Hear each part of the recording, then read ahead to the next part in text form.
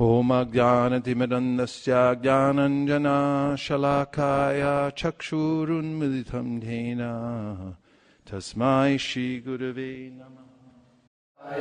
Om Namo Bhagavate Vasudevaya. Om Namo Bhagavate Vasudevaya. Narayanam Namaskritya. Naram Chaiva Narottamam. Devim Sarasatim Vyasam. Tato Jayam Udiraye. We're continuing with our reading of the Srimad Bhagavatam, and we left off at Canto 5, Chapter 19, and we're now taking up again where we left off at text number 6.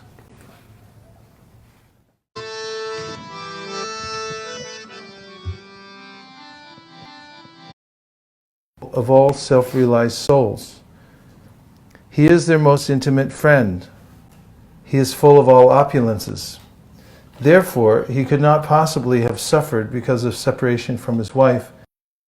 He have given up his wife and Lakshmana, his younger brother. To give up either would have been absolutely impossible. Render transcendental loving service unto him. He is attached to the truth in life, not the Brahminical qualities. Indeed, he is never attached to any material qualities. Although he is the supersoul of all living entities, he is specifically manifest to those who are self-realized, and he is especially dear to the hearts of his transcendental devotees. Because Lord Ramachandra descended to teach human society how dutiful a king should be, he apparently gave up the company of Mother Sita and Lakshmana. Factually, however, he could not have given them up. One should therefore learn about the activities of Lord Ramachandra, have not taken noble births. Although we have no physical beauty, and although we cannot speak like gentlemen, Lord Ramachandra has nevertheless accepted us as friends. Purport: in a prayer to Krishna expressing her feelings, Srimati Kunti Devi called him a Kinchana Gochara. The prefix a means not, and Kinchana Kola Becha Shiva Kera Deka Bhagya Shima Rama Kande Jar Dekia Mahima Doni Joni Pandite Krishneri Nahi Pai Kebala Bhaktira Bosh Chaitanya Gosai. Behold, Lord Brahma and Lord Greatness. One cannot attain Lord Krishna by any amount of wealth, followers, or learning. Sri Chaitanya Mahaprabhu is controlled only by pure devotion. Lord Sri Chaitanya Mahaprabhu had a very sincere devotee whose name was Kolavecha Sridhar, and whose only business was to sell pots made of the skin of banana trees. Whatever income he had, he used 50% for the worship of Mother Ganges, and with the other 50% he provided for his necessities.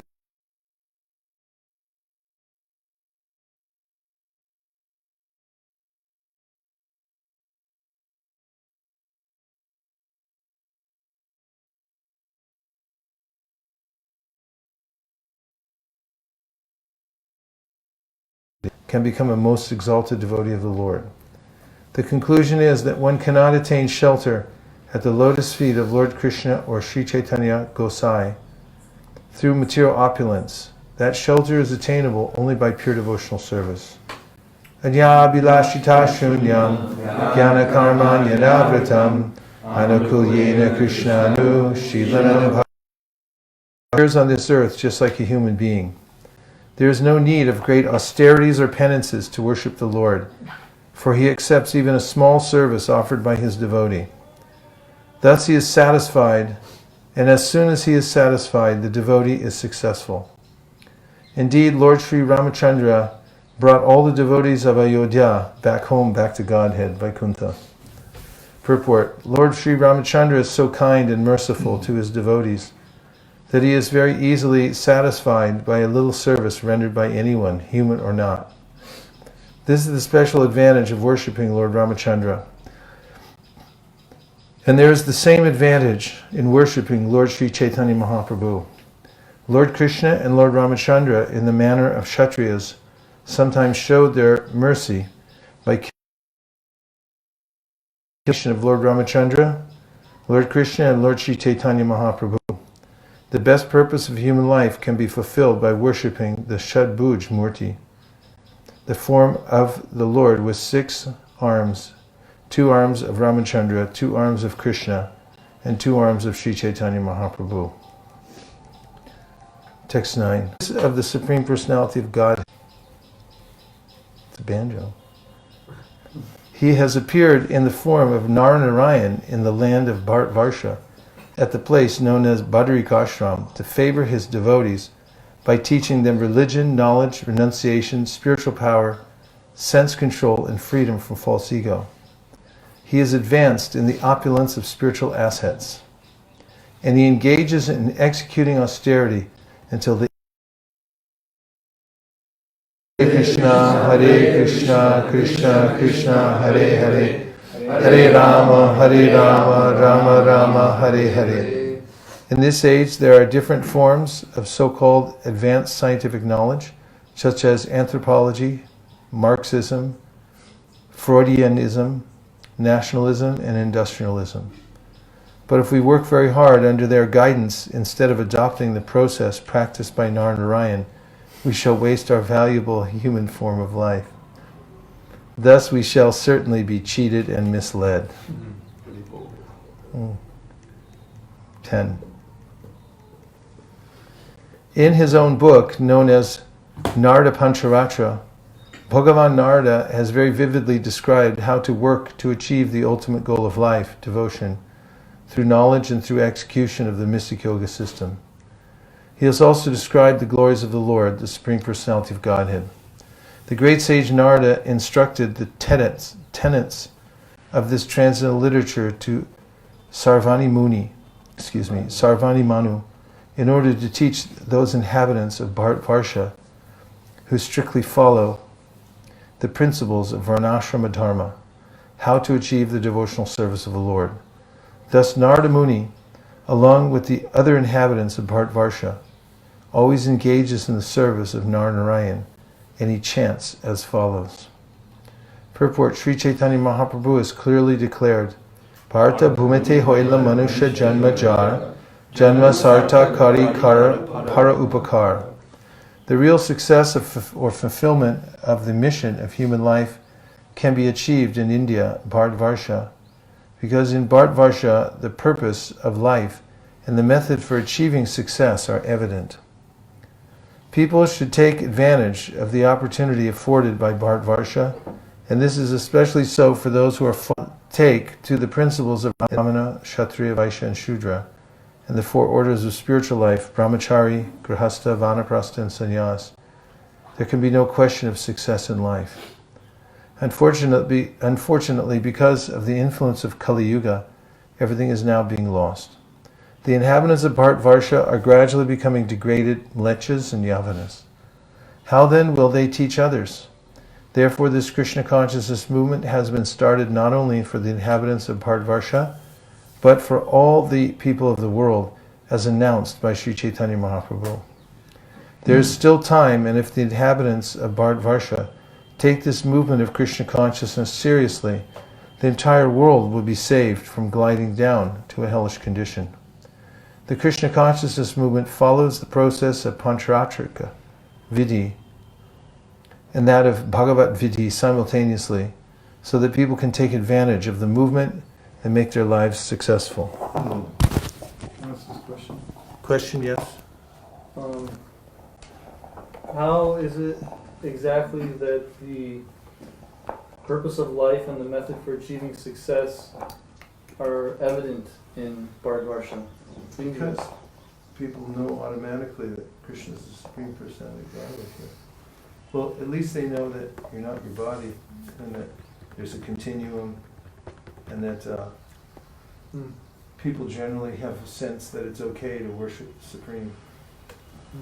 And at least they know we're not the body. That's what you're saying, right? It's a greater extent than in many places, yeah. There's also so many places of pilgrimage where everywhere you go you see Krishna's name. They name anything after Krishna. Everybody's got a name of Krishna or one of his, incarnations or something related to Krishna. And in every way, Krishna is permeating the atmosphere. I guess I was just thinking, it seems... In the school, they learn, Bhagavad Gita, they learn the Chanika Pandit's aphorisms, and they get educated from the beginning about Krishna consciousness. Even when they go to you to learn the arithmetic, when they say addition, they go yoga. Yoga means to add. It permeates, and the whole culture is permeated with it. Yeah, I was just thinking, it seems pretty evident to maybe us, but a lot of people that I meet in India, at least, it seems like it's gone completely over their head. And Well, there's a lot of people in India. You only get to meet a small fraction. Small fraction. Divyanam Prabhu, you had a point? It was very similar to what Here. Very similar. But it's true, a lot of times people come from India and Krishna consciousness. Because it's, Prabhupada said sometimes yogis live by the Ganga and then they think, oh, it's just the Ganga, I'll go somewhere else to take bath. And somewhere more holy. Or no, they go to Ganga's farther up the river. yeah. They go from Calcutta to Haridwar, they there. Yeah. So it's falling. It's going down. Definitely, the culture is getting lost. It's called Yuga. It's everywhere. But still, there's an unmistakable vibration underlying it. That helps. Otherwise, right now, there wouldn't be a Krishna consciousness movement if it wasn't for the people born in Bharati. That's what I'm keeping it all. Similar to that point, Prabhuji, the inherent Vedic culture which is being passed down through many ages in India, and due to the many sages who were all born in our acharyas who have traversed this part of the world, Bharatvarsha, and generally the people are very conscious of the karma kanda and the whole karma process, and they're very conscious, and they may be also worshipper of the demigods through which they collect piety, which helps them come closer to Krishna and have a general conception, as you said, for that they are Atma, they are not the body, and just fanning that spark a little bit and giving them the clarity helps them take it a little bit seriously. That's all.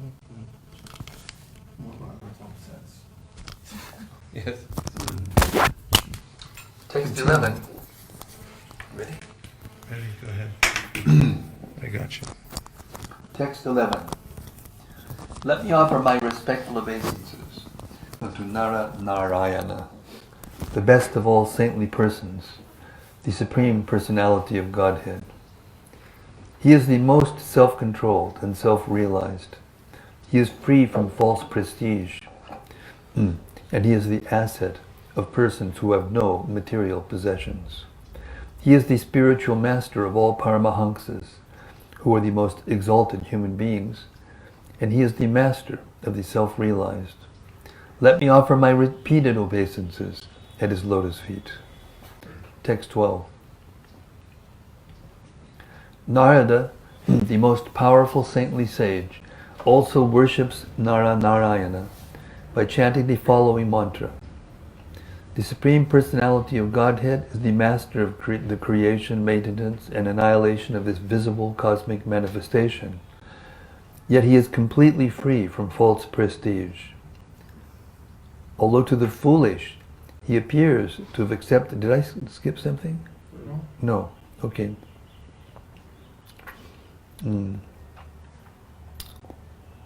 Although to the foolish, he appears to have accepted a material body like us, he is unaffected by bodily tribulations like hunger, thirst, and fatigue. Although he is the witness who sees everything, his senses are unpolluted by the objects he sees.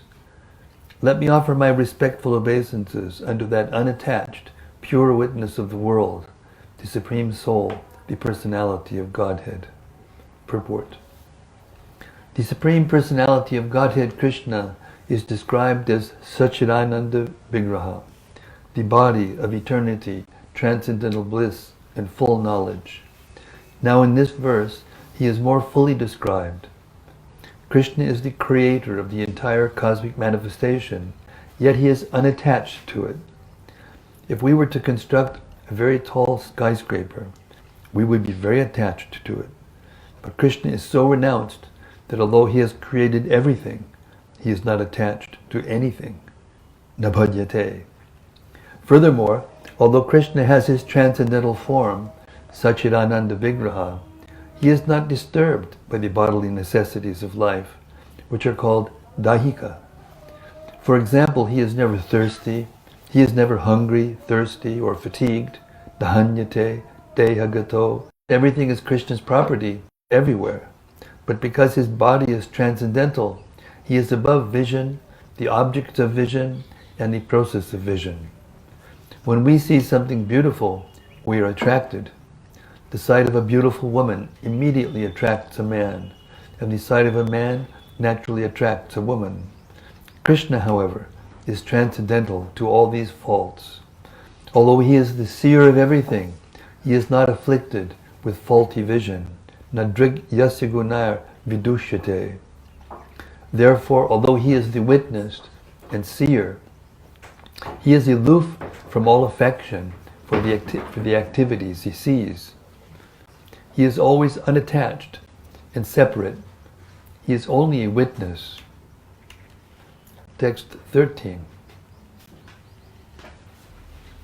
O my Lord, Master of all mystic yoga, this is the explanation of the yogic process spoken of by Lord Brahma, Hiranyagarbha, who is self-realized. At the time of death, all yogis give up the material body with full detachment, simply by placing their minds at your lotus feet. That is the perfection of yoga. Purport. Srila Madhvacharya says, Yasya samyak bhagavati jnanam bhaktistatha nischintas tasya moksha syat sarvapapa kritopitu. For one who very seriously practices devotional service during his lifetime, in order to understand the constitutional position of the Supreme Personality of Godhead, liberation from this material world is guaranteed, even if he has previously been addicted to sinful habits. This is also confirmed in Bhagavad Gita. Apichet sudiracharo bhajate mam mananyava sadhudeva samantavya samyak vyavasito hisaha. Even if one commits the most abominable actions, if he is engaged in devotional service, he is to be considered saintly because he is properly situated. The only purpose of life is to be fully absorbed in thoughts of Krishna, in his form, pastimes, activities, and qualities. If one is able to think of Krishna in this way 24 hours a day, he is already liberated. Sarupena vyabhastitihi. Whereas materialists are absorbed in material thoughts and activities, devotees, on the contrary, are always absorbed in thoughts of Krishna and Krishna's activities. Therefore, they are already on the platform of liberation. One has to think of Krishna with full absorption at the time of death. Then he will certainly return home, back to Godhead, without a doubt. Text 14.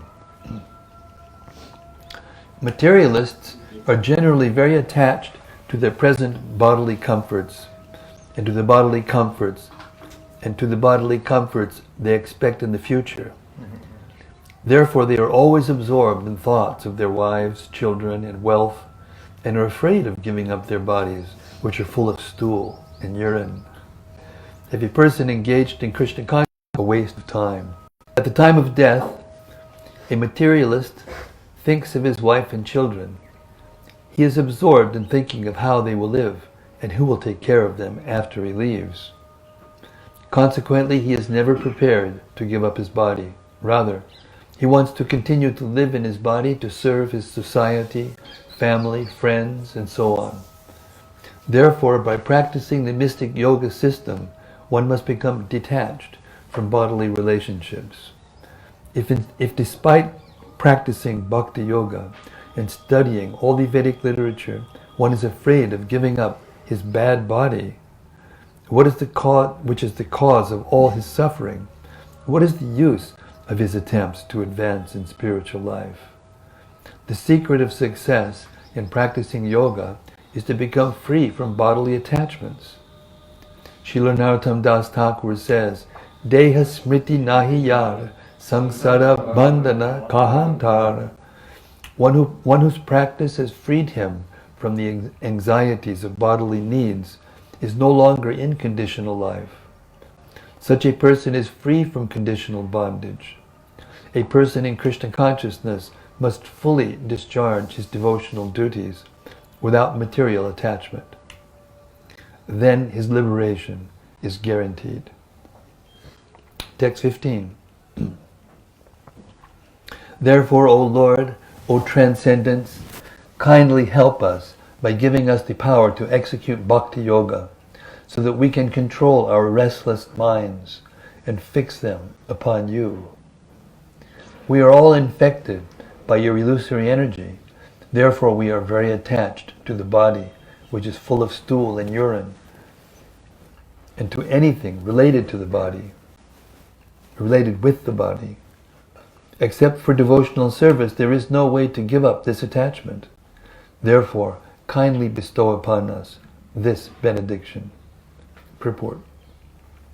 The Lord advises in Bhagavad Gita, Manmana bhavamad bhakto madhyaji mam namaskuru. The perfect yoga system consists of always thinking of Krishna, always engaging in devotional service, always worshipping Krishna, and always offering obeisances unto Him. Unless we practice this yoga system, our illusory attachment for this bad body, which is full of stool and urine, is impossible to give up.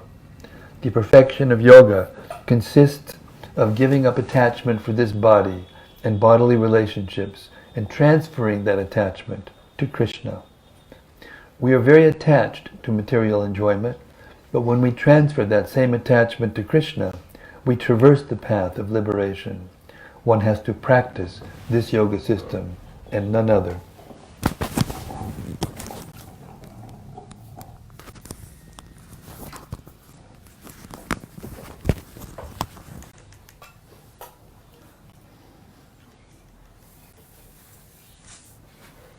Text 16. In the tract of land known as Bharatvarsha, as in Ilavratavarsa, there are many mountains and rivers.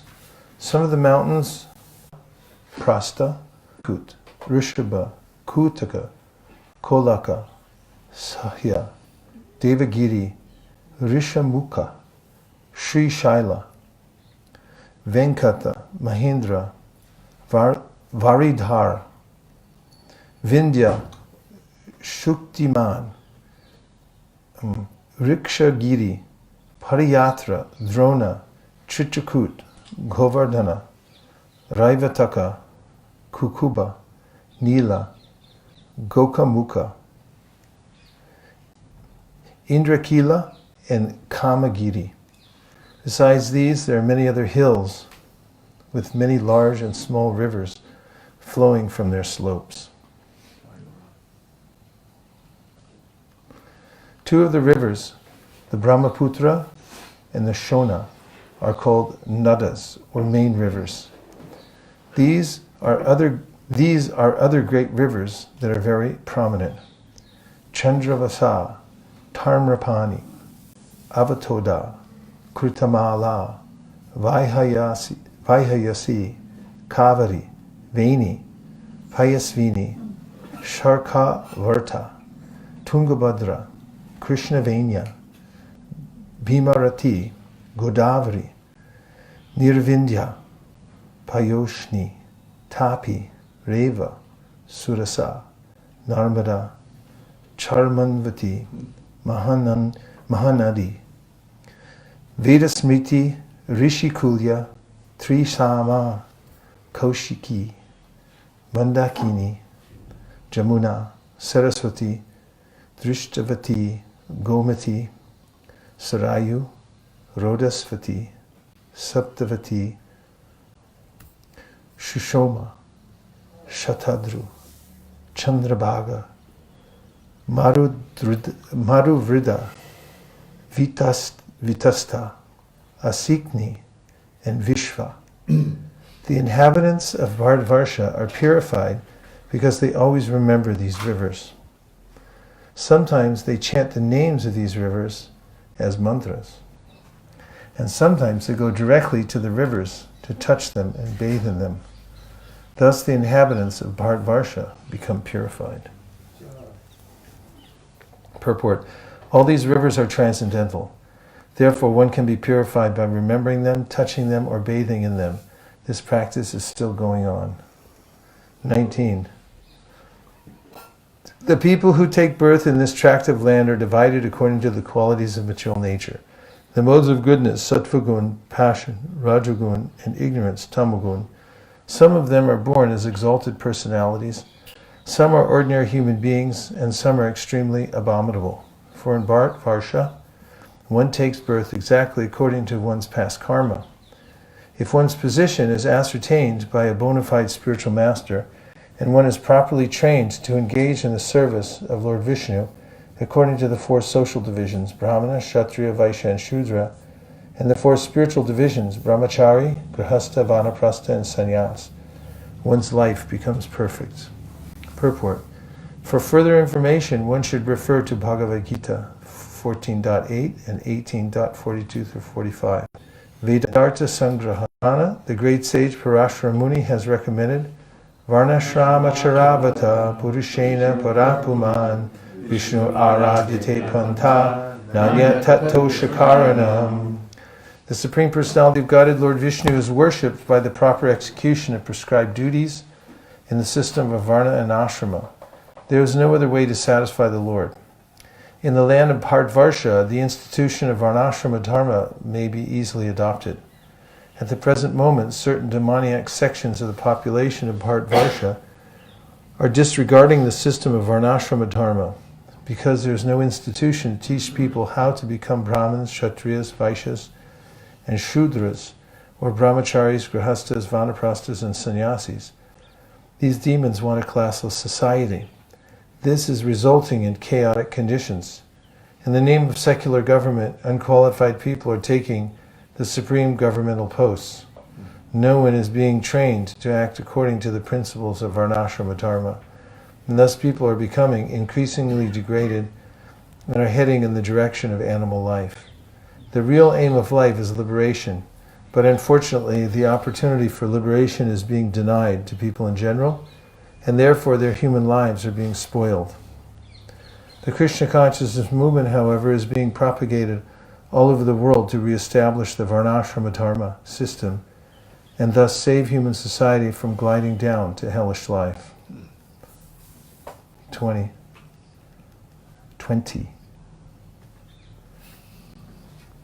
After many, many births, when the results of one's pious activities mature, one gets an opportunity to associate with pure devotees.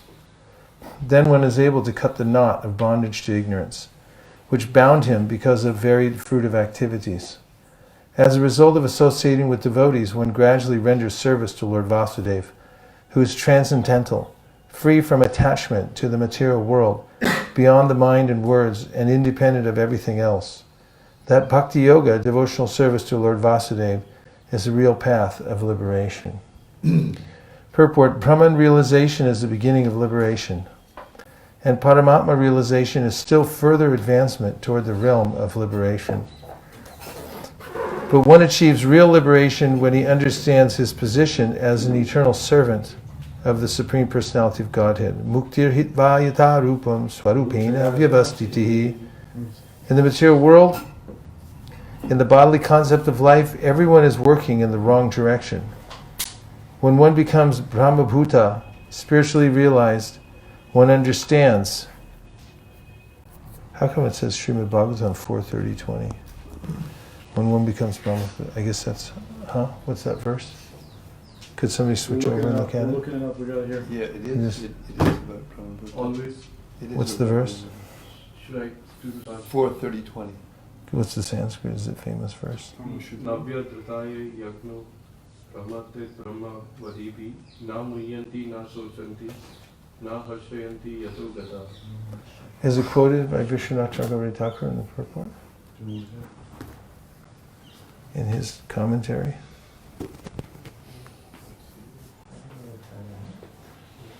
always engaging in doing their activities, they all know, no? Yeah, no. How did it then appear all of a sudden? Some other commentary.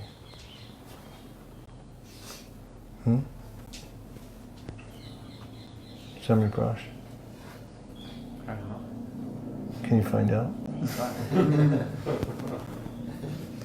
When one becomes Brahmabhuta, 4.30.20, spiritually realized, one understands that he's not the body and that working in the bodily concept of life is useless and misdirected.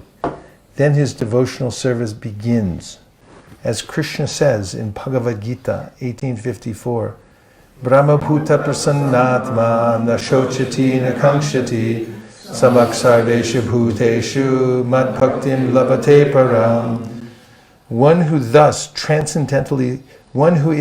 transcendentally situated realizes the Supreme Brahman and becomes fully joyful. He never laments or desires to have anything.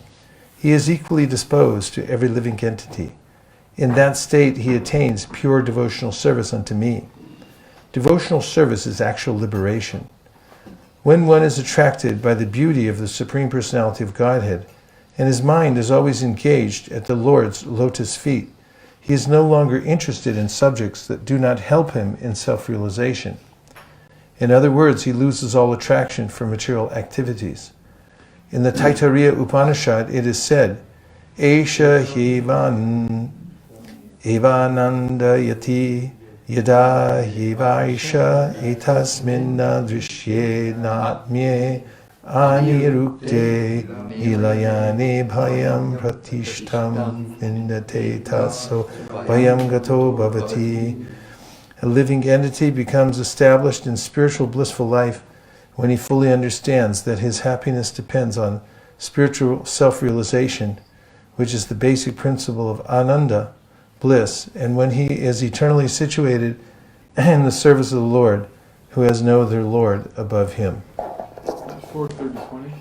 4:30:20, yes. It's the translation defines the Brahmabhuta state, which is why that reference is there.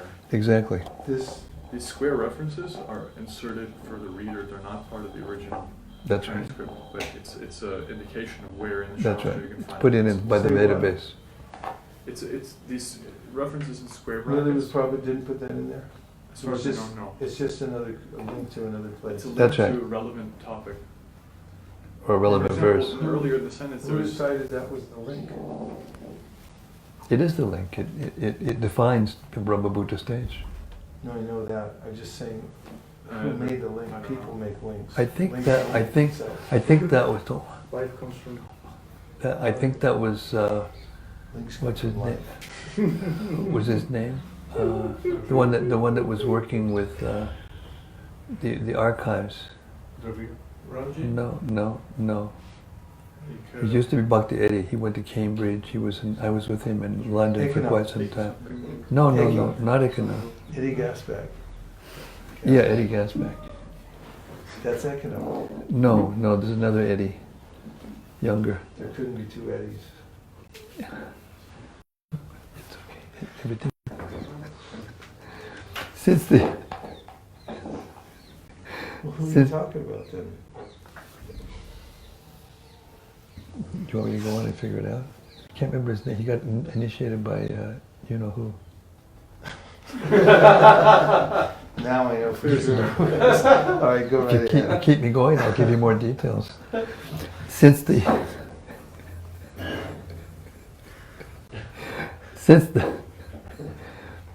the human form of life is the sublime position for spiritual realization, all the demigods in heaven speak in this way. How wonderful it is for these human beings to have been born in the land of Bharati. They must have executed pious acts of austerity in the past, or the Supreme Personality of Godhead Himself must have been pleased with them. Otherwise, how could they engage in devotional service in so many ways? We demigods can only aspire to achieve human births in Bharatavarsa, to execute devotional service, but these human beings are already engaged there. Purport. These facts are further explained in Chaitanya Charitamrita. Bharata Bhumite Hoyala Manushya Janmacha Janma Sartaka Kari Karafara Upakar. One who has taken his birth as a human being in the land of India, Bharatavarsha, should make his life successful and work for the benefit of all other people. There are many facilities in India, Bharatavarsha, for executing devotional service. In Bharatavarsha, all the acharyas contributed their experience, and Sri Chaitanya Mahaprabhu personally appeared to teach the people of Bharatavarsha how to progress in spiritual life and be fixed in devotional service to the Lord. From all points of view, Bharatavarsha is the special land where one can very easily understand the process of devotional service and adopt it to make his life successful. If one makes his life successful in devotional service and then preaches devotional service in other parts of the world, people throughout the world will actually benefit. Text 22. The demigods continue. After performing the very difficult tasks of executing many ritualistic sacrifices, undergoing austerities, observing vows and giving charity, we have achieved this position as inhabitants of the heavenly planets. But what is the value of this achievement? Here we are certainly very engaged in material sense gratification, and therefore we can hardly remember the lotus feet of Lord Narayana. Indeed, because of our excessive sense gratification, we have almost forgotten his lotus feet. Purport. The land of Bharatavarsha is so exalted that by taking birth there, one can not only attain the heavenly planets, but also go directly back home, back to Godhead. As Krishna says in Bhagavad Gita, Yanti deva vrata devan, pitrinyanti prativrata, Bhutani yanti bhuteja, yanti mad yajinopimam. Those who worship the demigods will take birth among the demigods. Those who worship ghosts will live with me. Vaisesika generally follow the Vedic principles and consequently perform great sacrifices by which they can be elevated to the heavenly planets. However, what is the use of such great attainments? As stated in Bhagavad Gita, Chine prunye martyalokam vishanti. After the results of one's sacrifices, charity, and other pious activities expire, one must return to the lower planetary systems and again feel the pangs of birth and death. However, one who becomes Krishna conscious can go back to Krishna. Yanti mad yajinopimam. Therefore the demigods even regret having been elevated to the higher planetary systems. The denizens of the heavenly planets regret that they could not take full advantage of being born in the land of Bharatavarsha. Instead, they become captivated by a higher standard of sense gratification, and therefore they forget the lotus feet of Lord Narayana at the time of death. The conclusion is that one who has taken birth in the land of Bharatavarsha must follow the instructions given personally by the Supreme Personality of Godhead. Yad gatva na nivartante tad dhamma paramam mama. One should try to return home back to Godhead, to the Vaikuntha planets, or to the topmost Vaikuntha planet, Goloka Vrindavan, to live eternally in full, blissful knowledge in the company of the Supreme Personality of Godhead. Text 23. A short life in the land of Bharatavarsha is preferable to a life achieved in Brahmaloka for millions and billions of years. Because even if one is elevated to Brahmaloka, he must return to repeated birth and death. Although life in Bharatavarsha in a lower planetary system is very short, one who lives there can elevate himself to full Krishna consciousness and achieve the highest perfection, even in this short life, by fully surrendering unto the lotus feet of the Lord. Thus one attains Vaikuntha Loka, where there is neither anxiety nor repeated birth in a material body. May I ask a question? Yes. So is the benefit of living in Bharatavarsha, is it just by taking birth here you get so much sukriti? Or is it because the opportunity is the greatest here. Has a lot to do with the structure of the universe. It's like a big building, and in every building there's an exit. If you're on the top floors, you got to come down here to get out. If you're on the bottom floors, you got to come up to the ground level to get out. So the Bharat Varsha is like the ground level, and this is where the exit is. Very specifically, the exit is from Vrindavan. That's like the gateway. From here, having Sankirtan here in Vrindavan is actually the direct route from here to Goloka Vrindavan. That's described in the Brihad Bhagavatamrita very, very clearly.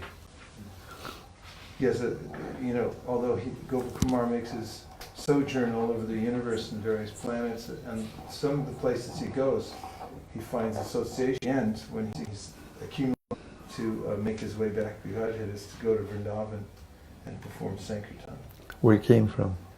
The human life is in this region is very special. As I mentioned, we read in the 11th canto a couple of years ago about how the human form is especially dear to Krishna. So if you're human, be happy. Krishna likes you. Okay, text 23, purport. I'll read the purport, the translation again, because it promoted this discussion. A short life in the land of Bharatavarsha is preferable to a life achieved in Brahmaloka for millions and billions of years, because even if one is elevated to Brahmaloka, he must return to repeated birth and death. Although life in Bharatavarsha, any lower planetary system, is very short, one who lives there can elevate himself to full Krishna consciousness and achieve the highest perfection, even in this short life, by fully surrendering unto the lotus feet of the Lord. Thus one attains Vaikuntha Loka, where there is neither anxiety nor repeated birth in a material body. Purport. This is further confirmation of the statement given by Lord Chaitanya Mahaprabhu, Bharata Bhumite Hoila Manushya Janmajar Janma Sartaka Kari Karapada Upakar. One who has taken birth in the land of Bharatavarsha has a full opportunity to study the direct instructions given by Krishna in Bhagavad Gita, and thus finally decide what to do in his human form of life. One should certainly give up all other propositions and surrender to Krishna. Krishna will then immediately take charge and relieve one of the results of past sinful life. Aham tvam sarvapapebhyo mokshayishami ma shuchaha. Therefore one should take to Krishna consciousness, as Krishna himself recommends. Manmana bhavamad bhakto madhyaji mam namaskuru. Always think of me, become my devotee, worship me, and offer me obeisances. This is very easy, even for a child. Why not take this path? One should try to follow the instructions of Krishna exactly, and thus become fully eligible to be promoted to the kingdom of God. Chaktvadeham punarjanma naitimam iti sorjuna. One should go directly to Krishna and engage in his service. This is the best opportunity offered to the inhabitants of Bharatavarsha. One who is fit to return home back to Godhead is no longer liable to the results of karma, good or bad. Text 24. An intelligent person does not take interest in a place, even in the topmost planetary system, if the pure Ganges of topics concerning the Supreme Lord's activities does not flow there.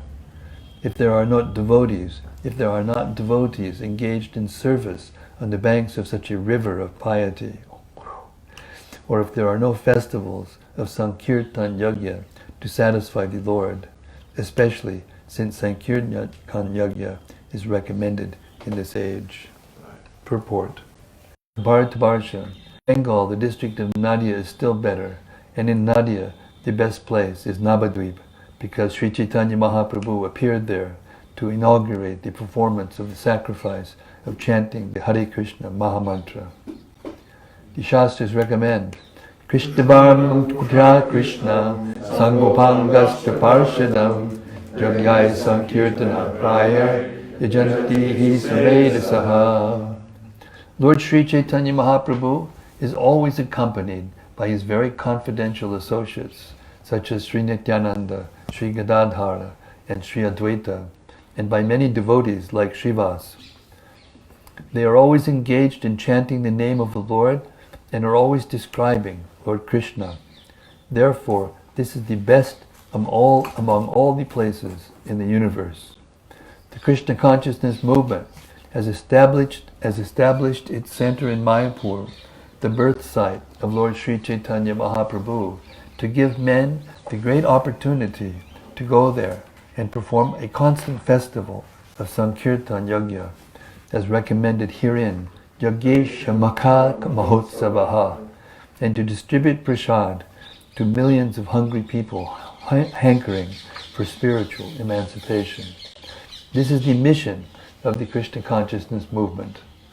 Chaitanya Bhagavata confirms this as follows. One should not desire to be elevated even to a place in the heavenly planetary systems if it has no propaganda to expand the glories of the Supreme Personality of Godhead, no trace of Vaishnavas, pure devotees of the Lord, and no festivals for spreading Krishna consciousness. It would be better to live perpetually cramped within the airtight bag of a mother's womb, where one can at least remember the lotus feet of the Lord, than to live in a place where there is no opportunity to remember his lotus feet. I pray not to be allowed to take birth in such a condemned place. Similarly, in Chaitanya Charitamrita, Krishnadas Kaviraj Goswami says that since Sri Chaitanya Mahaprabhu is the inaugurator of the Sankirtan movement, anyone who performs Sankirtana to please the Lord is very, very glorious. Such a person has perfect intelligence, whereas others are in the ignorance of material existence. Of all the sacrifices mentioned in the Vedic literatures, the performance of Sankirtan and Yajna is the best.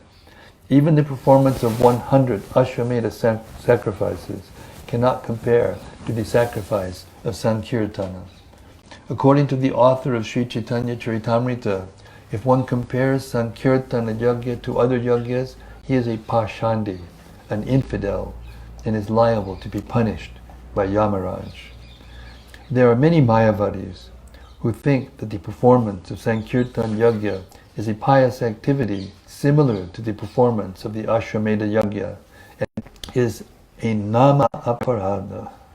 Chanting of the holy name of Narayana and chanting of other names are never equal, despite what the Mayavadis think. When we were at Dhameshwar Mahaprabhu and we were having Hare Krishna Kirtan, there was a whole bunch of Mayavadis there. Oh. And they were watching, but they couldn't chant. Then we started chanting the names of Nitai and Gaur, because we were doing Doyal Nitai, Chaitanya Boli, and they went nuts. They started like smiling, dancing, saying Nitai and stuff like that. Jai. I just saw that, Nitai was saying about, out of all the places, Earth planet, then Bharatvarsha, then Bengal, then Nadia, and Lord Nityananda and Lord Chaitanya.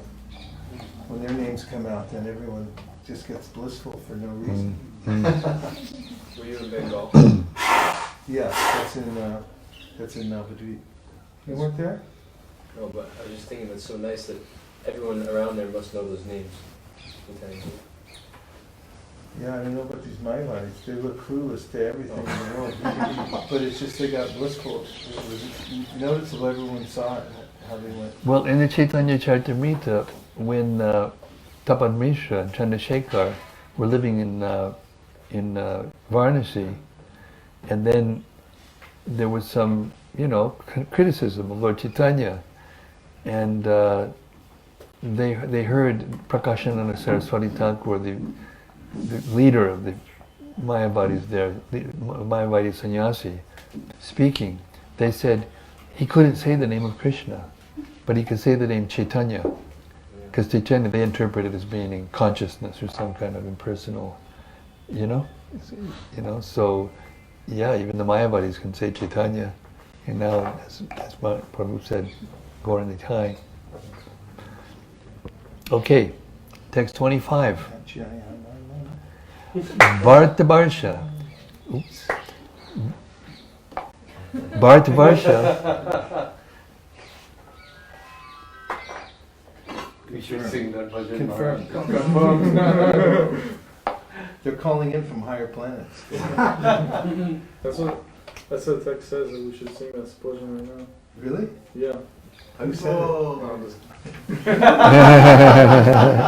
Devas. They want to take birth down here.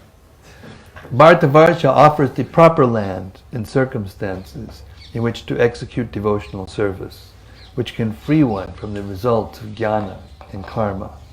If one obtains a human body in the land of Bhartavarsha with clear sensory organs with which to execute the Sankirtan Yogya, but in spite of this opportunity, he does not take to devotional service, he is certainly like liberated forest animals and birds that are careless and are therefore again bound by a hunter.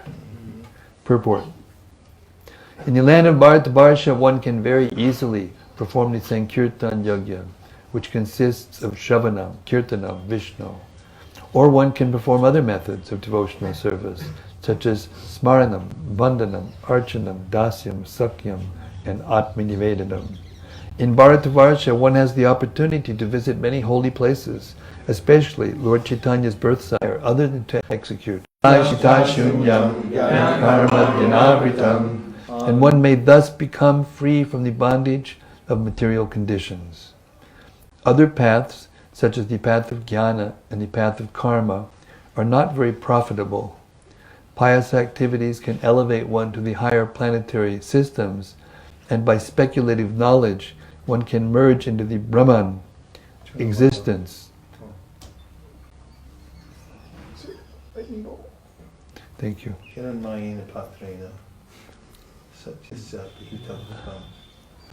Other paths, such as the path of jnana and the path of karma, are not very profitable. Pious activities can elevate one to the higher planetary systems, and by speculative knowledge, one can merge into the Brahman existence. But that is not real profit, for one has to come down again, even from the liberated condition of being merged in Brahman, and certainly one must come down from the heavenly kingdom.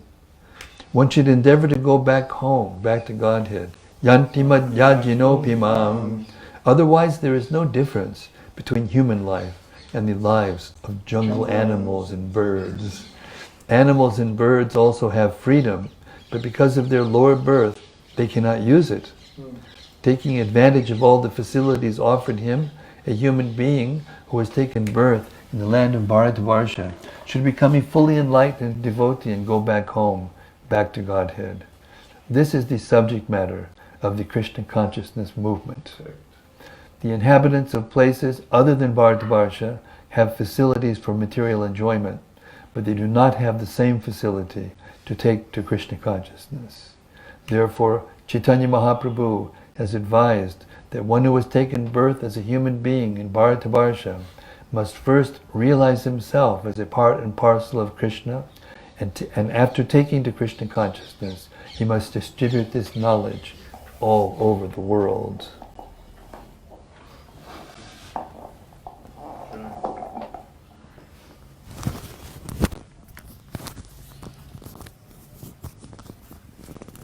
Reflections? Anyone? Yes, Divyanam. Maharaja, I have a question also. Am I correct?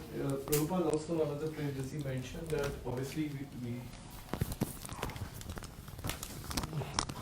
if I recall, we've learned, I remember before the world was kind of divided in terms of the names, what it is now with the continents and everything, the whole thing was known as Bharatvarsha. Am I correct? You are correct. So when Prabhupada is referring, is he specifically referring to India here, or is it? In some of these, he's very specifically referring to India, but the general conversation here, Bharatvarsha really means the region of the universe. Okay. In the purport coming, he's going to say from Cape Comorin to the Himalayas. So this section specifically talking about India. As we pointed out the other day, the other varshas, the other 8 varshas, all have a heavenly suffix, but only Bharati doesn't. And that's explained by Srila Inquire Karma. And above you're using up your good karma, and below you're using up your bad karma. Frequent flyer miles. Frequent flyer miles. Or, yeah. So, and then you have to come back here, and that's what Prabhu said. Therefore, it is the terminal, to directly go back to the spiritual world. In other places, they don't think about it. Yes, They're right. too busy enjoying, or too busy suffering, Yes. or both. Yes, right. There are subterranean heavenly planets which are even more opulent, and there's less suffering, as we heard in one part, that they live for a whole life without any kind of suffering at all, and then they just die. And there's no sense of death, therefore they can't take up spiritual life. The subterranean hellish planets, they're worse than hell. Yeah. They're more opulent than the most opulent heavenly planet. But the hellish aspect of them is there's absolutely no remembrance at all of Krishna. So I was just writing a piece the other day about how you should be happy to be suffering. Rejoice in your suffering, because it's actually a gift that we get here in the middle area, where we're given just enough suffering so that we can remember the goal of life. Otherwise, as for a little jiva, once there's full facility, full tank of gas, refrigerator's full, got enough money in the tank, you start leaning out the window, driving with one copping a lean, with one hand, driving around. Hey, I got it made. What to speak of the heavenly planets? You're going to live for 1 billion years. You have a credit card that you can spend $1 trillion on. Now try to think of Krishna. Amazon. The Amazon card for $10 billion. Thank you, Prabhu. That made me think of how great it is that we're in Kali Yuga, and at the same time, Mahaprabhu's movement is happening, because it's so crazy, and it's so difficult to live in Kali Yuga, and there's so much, mental distress, so much suffering. But then Mahaprabhu's movement is here, so it feels like we're kind of being driven into the shelter of the devotees. Yeah, think of it. What's the percentage of 500 to 8,640,000,000? That's where we are now. We appeared on the earth 500 years after Lord Chaitanya appeared directly. So we're hearing from a person who was heard only 11 people removed from Lord Chaitanya. Haribol! Hare Krishna. So that's so good fortune. It's can't. It's 176,000 to 1. Oh no, much less than that. How much more than that? Here's a verse from Karbhajana. He says, Kalim sabhaja yantyarya guna gyasarabhagina yatra sankirtani naiva sarva swarto bilabhyate. Those who are actually advanced in knowledge are able to appreciate the essential value of this age of Kali. Such enlightened persons worship Kali Yuga because it can be easily achieved. Case closed. And, Yes. And we should always remember what we're doing right here, right now, is Sankirtan. Prabhupada says many places in the Bible, I've been researching this for the last 5 years, many places Prabhupada says the chanting is kirtan, the hearing is kirtan, the reading is kirtan, the distributing is kirtan. Madhva. Another relevant point Prabhupada is making, it's a little bit more shallow level, not so deep, but it's relevant. He's saying that the Vedic culture in India is dead, but still it's like dead elephant, because he's saying that the elephant costs the same money when he's alive and when it's dead, and we can see this because even though it's dead, this perspective from when experiencing and seeing what the remains of the Vedic culture gives us chance to understand anything. Otherwise, for some Westerner who haven't seen nothing like besides some gender things and with all kinds of madness, it really gets harder and harder to grasp what's going on in Bhagavatam. So the dead elephant is...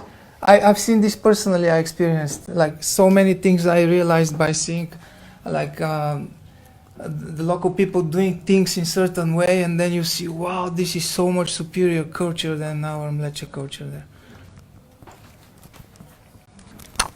Go all the way back. Seems like Srila Prabhupada is really One second, Mike's coming to see the people online.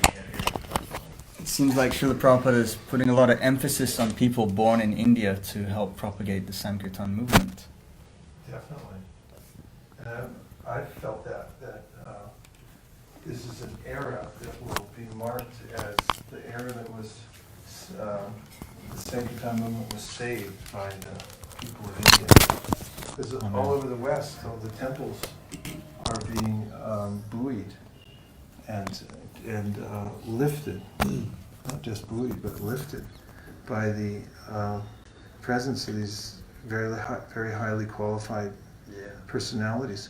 It's right there in the Bhagavatam, 11th canto of the Bhagavatam, Karvajana Muni, when talking about Kali Yuga, says that there will be many extremely pious souls that will join the Sankirtan movement, and many of them will come from South India.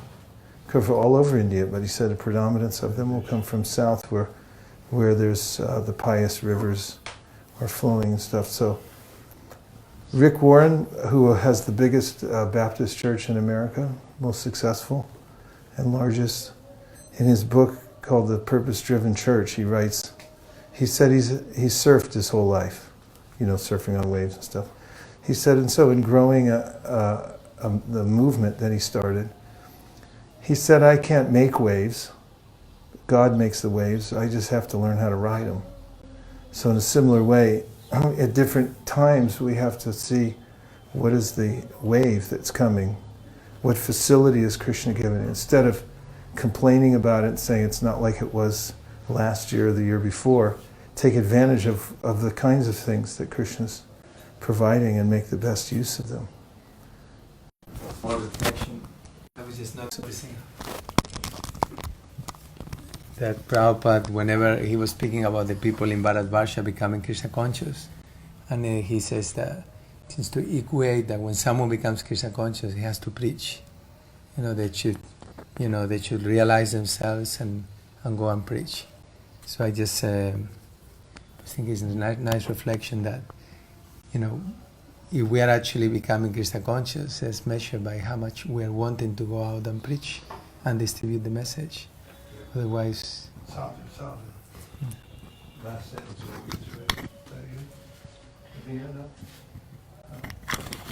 Well, somebody might say that's true for North America and the UK, but like the Slavic European places, there is practically no people from Bharatvarsha. So how do you take over? All I meant was, wherever you are, whatever facility is being presented at the time, you should take advantage of it. It's not an accident that all of a sudden in America there are the most highly qualified, not just from Bharatvarsha, they're the cream of the crop. They're people who are most highly trained, they're the most intelligent, they went to the best schools, and then they just transfer themselves to the subcontinent, and they all just happen to be sitting there all at the same time. And they're all, 90% of them are pious, ready to take to Krishna consciousness. Is that like something to overlook? Like it's just a coincidence or something? Just like when we started the Motel Gita program,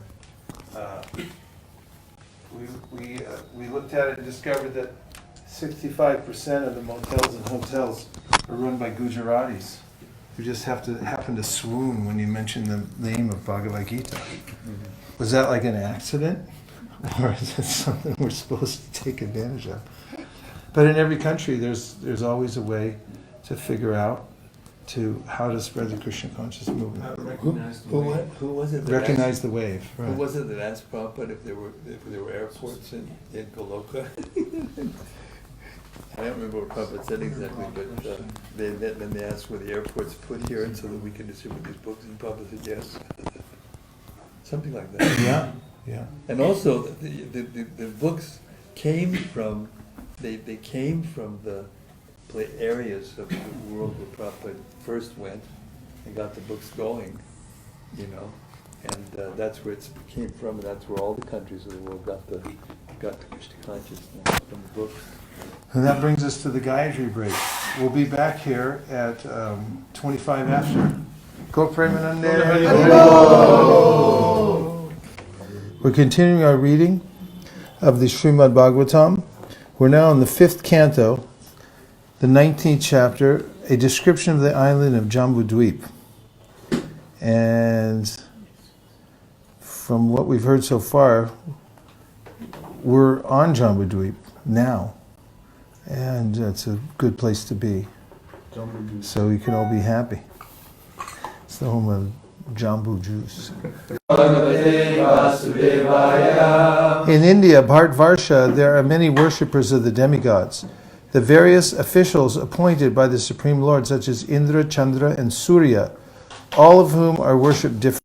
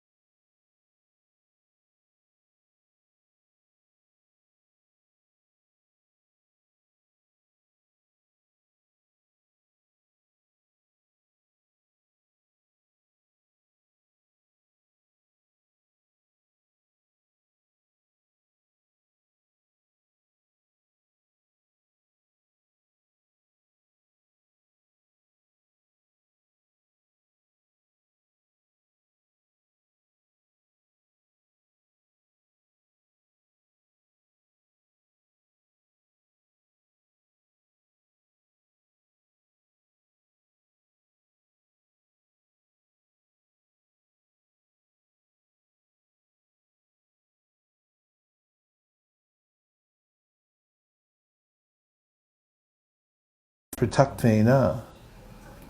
In other words, they accept the demigods as different parts of Krishna and worship them for various benedictions.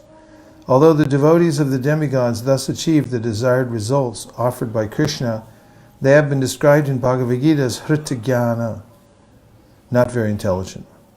Krishna does not desire to be worshipped indirectly through the different parts of his body.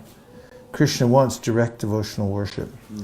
Therefore, a devotee who directly worships Lord Krishna through staunch devotional service, as recommended in Srimad Bhagavatam, Tivrena Bhakti Yogena Yajeta Purusham Param, is very quickly elevated to the transcendental position. Nevertheless, the devotees who worship the demigods, the different parts of the Lord, receive the benedictions they desire because the Lord is the original master of all benedictions.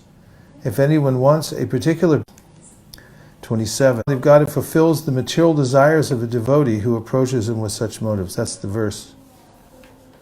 Satyam dishat yartitam artito nirnam naivarta do yat punar artita yata soyam vidate bhajatam anicchatam ichapitadam nijapada pallavam. The Supreme Personality of God fulfills the material desires of a devotee who approaches him with such motives. But he does not bestow benedictions upon the devotee that will cause him to demand more benedictions again. However, the Lord willingly gives the devotee shelter at his own lotus feet, even though such a person does not aspire for it, and that shelter satisfies all his desires. That is the Supreme Personality's special mercy. Purport. The devotees mentioned in the previous verse approached the Supreme Personality of Godhead with material motives. But this verse explains how such devotees are saved from those desires. Srimad Bhagavatam 2.3.10 advises, Akama sarvakamo va moksha kama udarati tivrena bhakti yogena yajeta purusham param. Whether one is freed from all material desires, is full of material desires, or desires to become one with the Supreme, he should engage in devotional service. In this way, not only will the devotee's desires be fulfilled, but the day will come when he will have no other desire than to serve the lotus feet of the Lord. One who engages, even if somebody desires to desire, it's the same thing.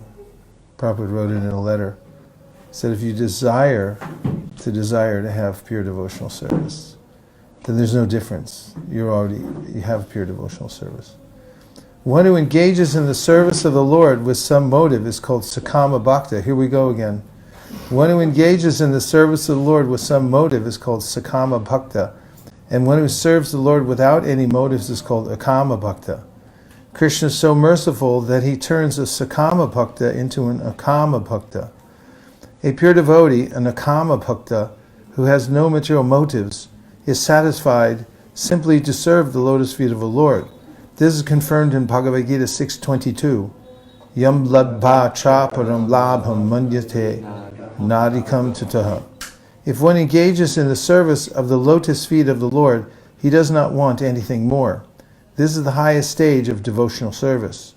The Lord is so kind even to a Sakama Bhakta, a motivated devotee, that he satisfies his desires in such a way that one day he becomes an Akama Bhakta. Dhruva Maharaj, for example, became a Bhakta with the motive of getting a better kingdom than that of his father, but finally he became an Akama Bhakta and said to the Lord, Swamin kritartosmi param nayache. My dear Lord, I am very satisfied simply to serve your lotus feet. I do not want any material benefits. Sometimes it is found that a small child eats dirty things, but his parents take away the dirty things and offer him a sandesh or some other sweetmeat. Devotees who aspire for material benedictions are compared to such children. The Lord is so kind that therefore even for one other than the Supreme Personality of Godhead, one must fully engage himself in the devotional service of the Lord so that all his desires will be fulfilled, and at the end he can go back home, back to Godhead. This is explained in Chaitanya Charitamrita 22.37 through 39 and 41 as follows. Anyakami. A devotee may desire something other than service to the lotus feet of the Lord. Jadi Kari Krishna Bhajan. But if he engages in Lord Krishna's service, Na Magi Teha Krishna Tari Dena Shvacharano. Krishna gives him shelter at his lotus feet even though he does not aspire for it. Krishna Kohe. The Lord says, Ama Bhaje. He is engaged in my service. Magi Bishai Shuk. But he wants the benefits of material sense gratification. Amrita Chadi Bisha Mage. Such a devotee is like a person who asks for poison instead of nectar. E Bando Murk. E Bando Murk. E Bado Murk. E Bado Murk. That is his foolishness. Ami Bigna. But I am experienced. E Murke Bishai Kene Dibo. Why should I give such a foolish person the dirty things of material enjoyment? Shwa Charano Mruto. It would be better for me to give him shelter at my lotus feet. Bishaya Bulaibo. I shall cause him to forget all material desires. Kamo Lagi Krishna Bhaji. If one engages in the service of the Lord for sense gratification, Pai Krishna Rashe. The result is that he ultimately gets a taste for serving the lotus feet of the Lord. Kamo Chadi Dash Hoite Hoi Abilashe. He then gives up all material desires and wants to become an eternal servant of the Lord. This part of, where's Radhika? Part of your thesis paper. The fallacy of the Sakama devotee. Right? Yeah.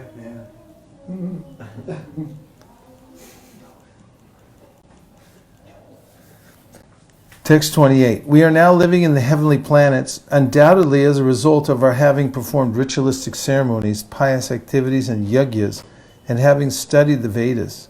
However, our lives here will one day be finished. We pray that at that time, if any merit remains from our pious activities, we may again take birth in Bharatvarsha, as human beings, able to remember the lotus feet of the Lord. The Lord is so kind that He personally comes to the land of Bharatvarsha and expands the good fortune of its people. Purport: it is certainly as a result of pious activities that one takes birth in the heavenly planets. But from those planets, one must nevertheless come down again to earth, as stated in Bhagavad Gita, Shinye punye martya lokam vishanti. Even the demigods must return to earth to work like ordinary men when the results of their pious activities expire. Nevertheless, the demigods desire to come to the land of Bharatvarsha. In other words, to do more pious activities than the demigods. Nevertheless, the demigods desire to come to the land of Bharatvarsha if even a small portion of the merits of their pious activities remain. In other words, to take birth in Bharatvarsha, one must perform more pious activities than the demigods. In Bharatvarsha, one is naturally Krishna conscious, and if one further cultivates its Krishna consciousness, by the grace of Krishna, he certainly expands his good fortune by becoming perfect in Krishna consciousness and very easily going back home, back to Godhead. In many other places in the Vedic literature, it is found that even the demigods want to come to this land of Bharatvarsha. A foolish person may desire to be promoted to the heavenly planets as a result of his pious activities, but even the demigods from the heavenly planets want to come to Bharatvarsha and achieve bodies that may be very easily used to cultivate Krishna consciousness. Therefore, Sri Chaitanya Mahaprabhu repeatedly says, Bharata bhumite hoila manusha janma jar, janma sarta kari kara para upakar. A human being born in the land of Bharatvarsha has the special prerogative to develop Krishna consciousness.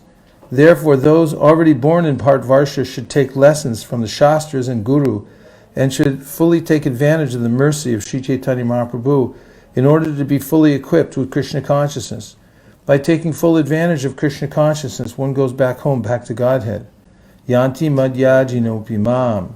The Krishna consciousness movement is therefore spreading this facility to human society by opening many, many centers all over the world so that people may associate with the pure devotees of the Krishna consciousness movement, understand the science of Krishna consciousness, and ultimately go back home, back to Godhead. Yes, Prabhu? When I hear these descriptions about how auspicious is to take birth in Bharatvarsha, yes, I'm always thinking, that we meet so many unsavory characters, like very, very... Where? In the streets, in books, in the West. We always find nice people.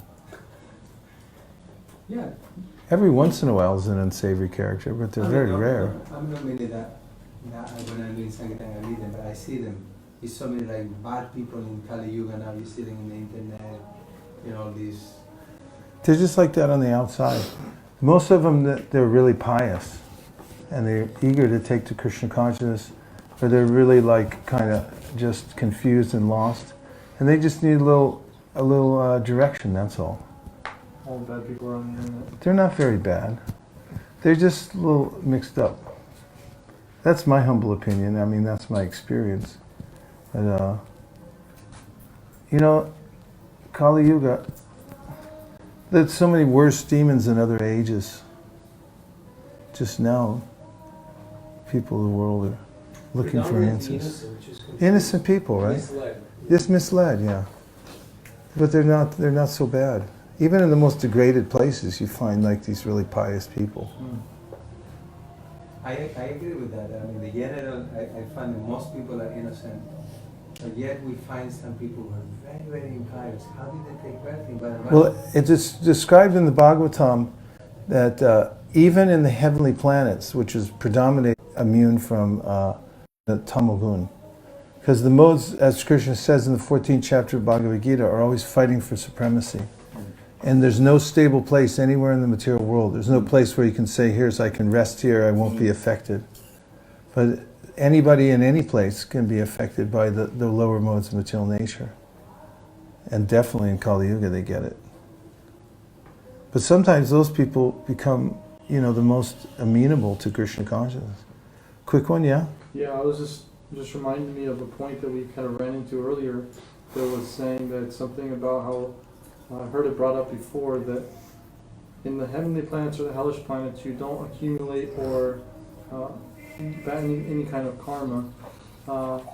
If that's the case, then how do we explain situations like the sin of Indra?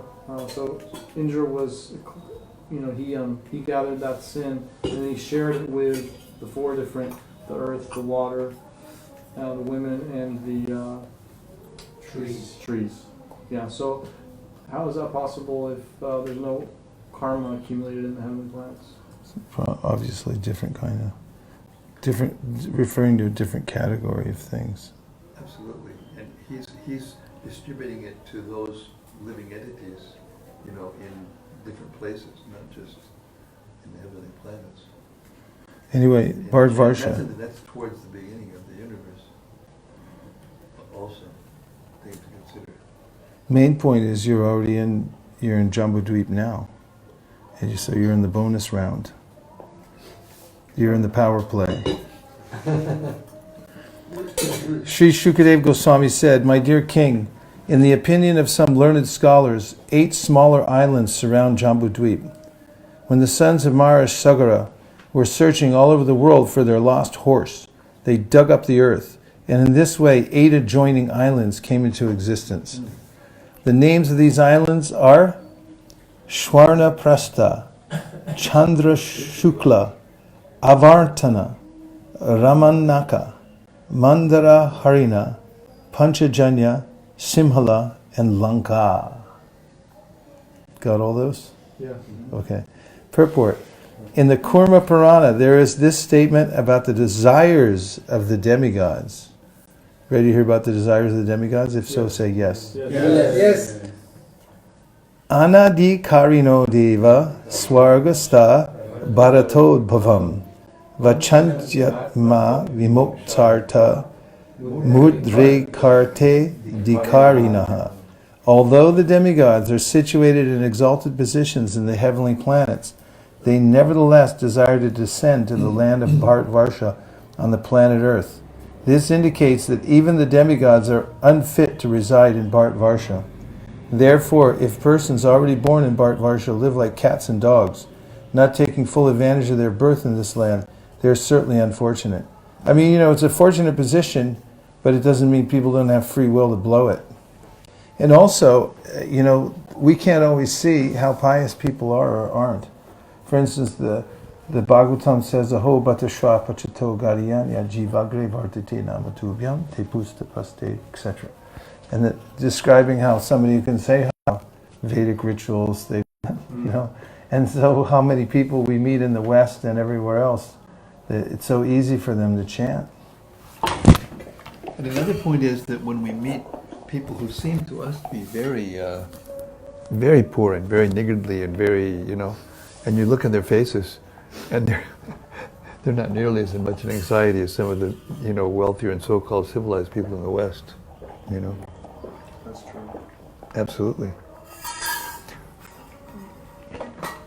Text 31. Anybody game? Yeah. You game? You ready for it? We're ready. Anybody who doesn't want to go to 31, raise your hand. Okay. So last verse. Almost raised the hand. The daily double. This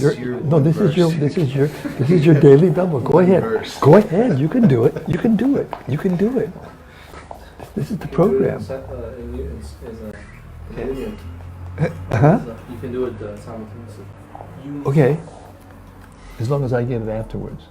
No. No way. You used up your pious credits here, John. We're out of Jambudweep after this chapter. My dear King Parikshit, My dear King Parikshit, O best of the descendants of Bharat Maharaj, I have thus described to you, as I myself have been instructed, the island of Bhartvarsha and its adjoining islands. These are the islands that constitute Jambudweep. Thus end the Bhaktivedanta purports of the 5th canto, 19th chapter of Srimad Bhagavatam, entitled a description of the island of Jambudvipa.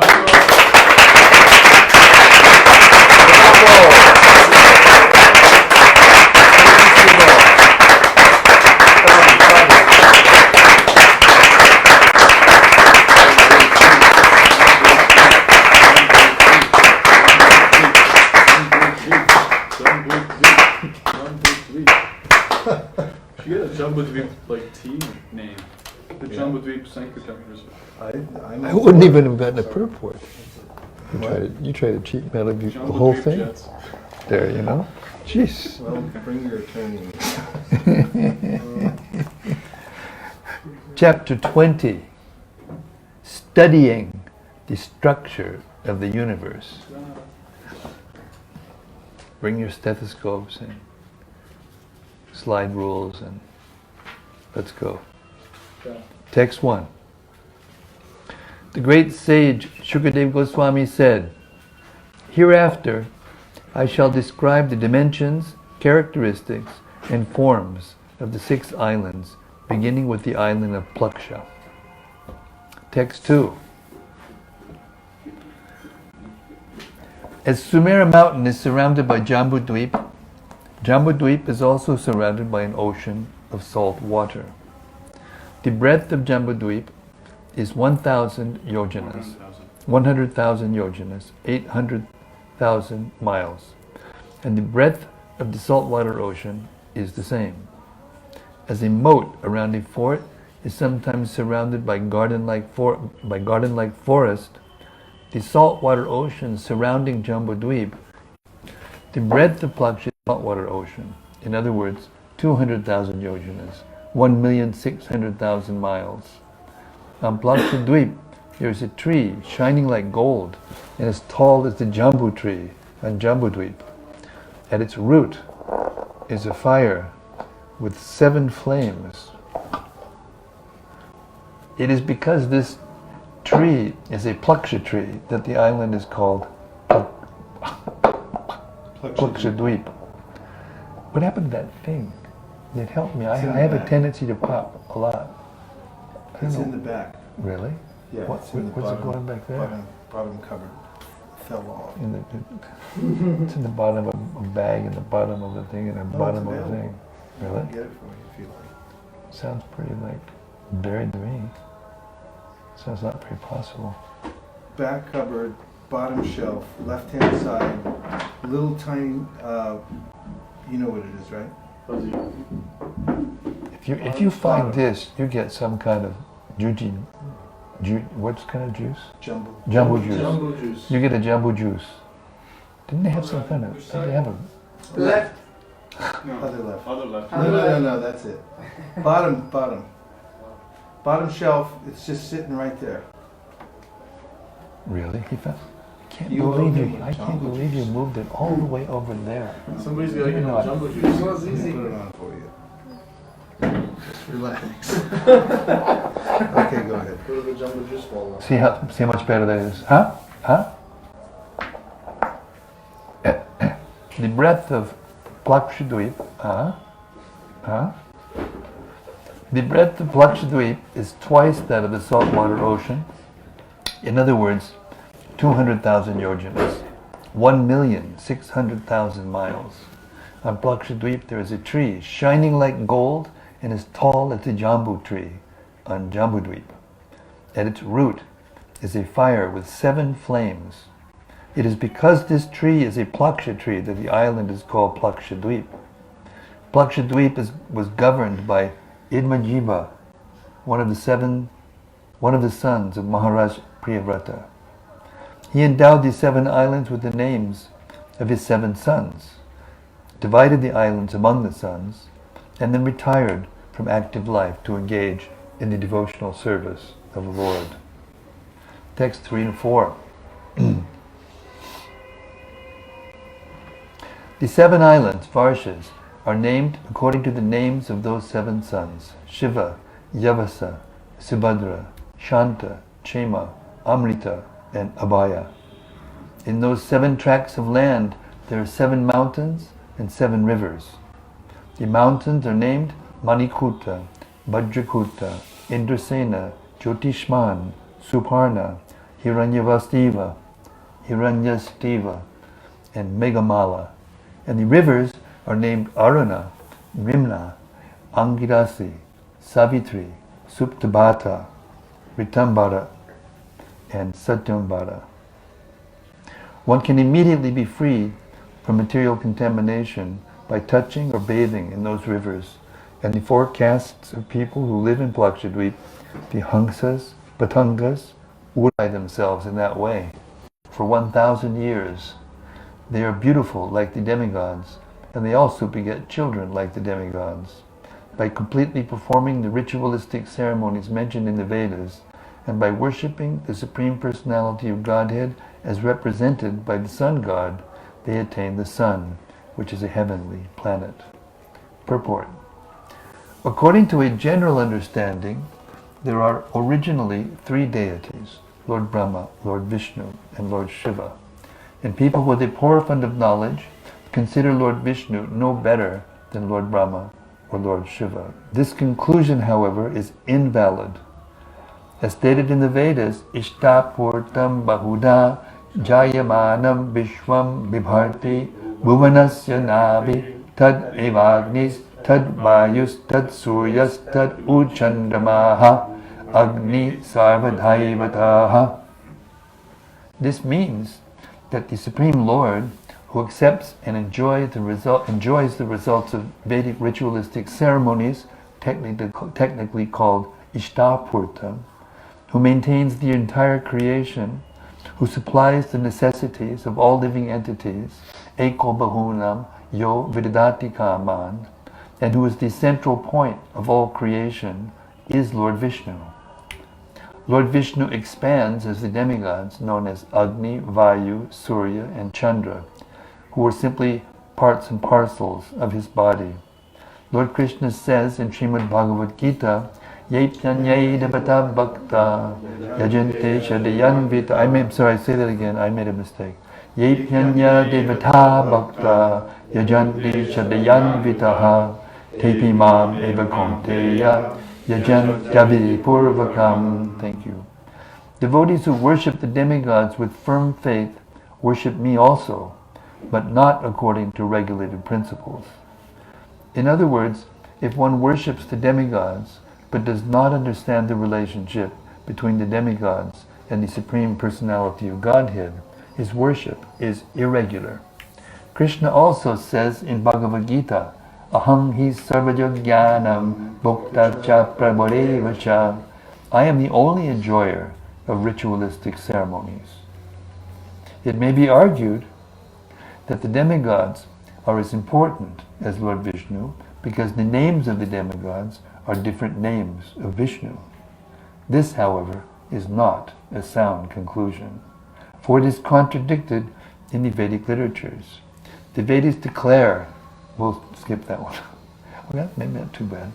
Chandrama manaso jatas chaksho suryo ajayata shotradayascha manascha mukad agnir ajayata narayanat brahma narayanat rudyo jayate narayanat prajapati jayate narayanat indro jayate narayanat ashto vasavo jayate narayanat ekadasha rudra jayate. Well done, gentlemen, well done. The demigod of the moon, Chandra, came from the mind of Narayana, and the sun god came from his eyes. The controlling deities of hearing and the life air, fire, was generated. Lord Brahma came from Narayana, Indra came from Narayana, and the 8 Vasus, the 11 expansions of Lord Shiva, and the 12 Adityas also came from Narayana. In the Smriti Vedic literature, it is also said, Brahmasam Bhushtatai Varkash Chandramascha Shatakrutuhu Evam Adyastatai Yanye Yukta Vaishnava Tejasa Jagat Karya Vasane Tu Viyujyante Nachejasa Vidajash Sarve Panchatvam Upayantite. Brahma, Shambhu, Surya, and Indra are all merely products of the power of the Supreme Personality of Godhead. This is also true of the many other demigods whose names are not mentioned here. When the cosmic manifestation is annihilated, these different expansions of Narayana's potencies will merge into Narayana. In other words, all these demigods will die. Their living force will be withdrawn and they will merge into Narayana. Therefore, it should be concluded that Lord Vishnu, not Lord Brahma or Lord Shiva, is the Supreme Personality of Godhead.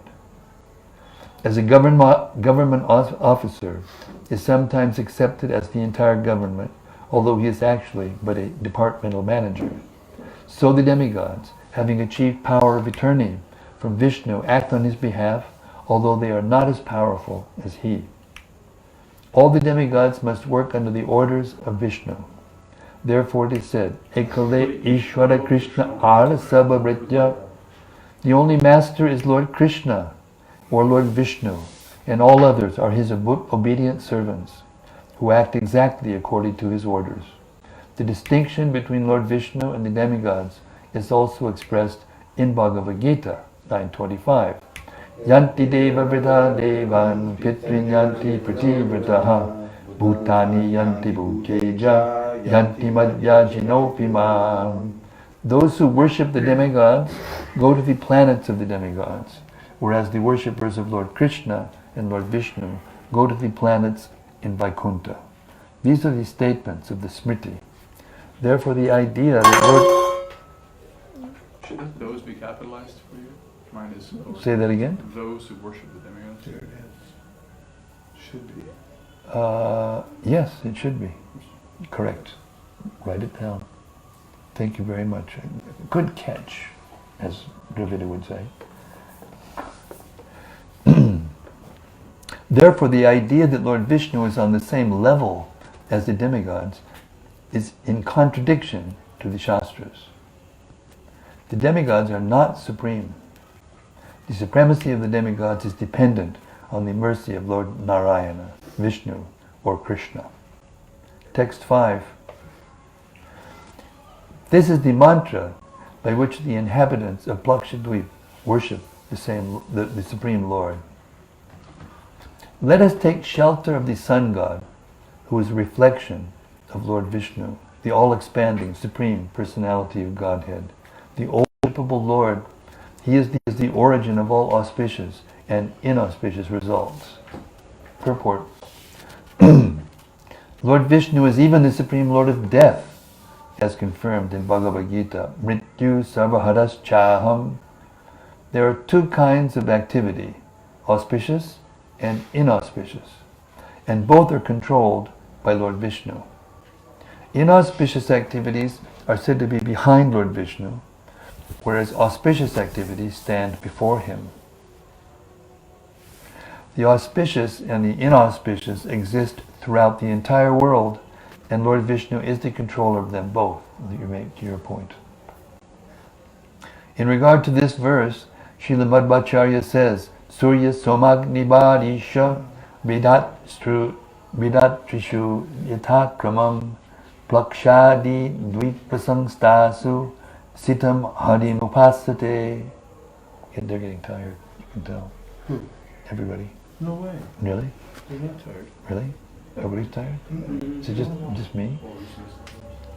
There are many lands. Okay, anybody who's not tired, stand up. See? See, they're all just, okay. Nice. Thank you. I'm completely convinced. There are many lands, fields, mountains, and oceans throughout the creation, and everywhere the Supreme Personality of Godhead is worshipped by his different names. Srila Viraraghava Acharya explains this verse of Srimad Bhagavatam as follows. The original cause of the cosmic manifestation must be the oldest person and must therefore be beyond material transformations. He is the enjoyer of all auspicious activities and is the cause of conditional life and also liberation. The demigod Surya, who is categorized as a very powerful jiva, or living entity, is a representation of one of the parts of his body. We are naturally subordinate to powerful living entities, and therefore we can worship the various demigods as living beings who are powerful representatives of the Supreme Personality of Godhead. Although the worship of the Sun God is recommended in this mantra, he is worshipped not as the Supreme Personality of Godhead, but as his powerful representative. In the Katha Upanishad, it is said, Ritam bimantao sukritasya loke goham pravishtao parame pralarde chayatapao brahmibido vadanti panchagrayo ichakivachiketaha. You got it right. O Nachiketa, the expansions of Lord Vishnu as the tiny living entity and the super soul are both situated within the cave of the heart of this body.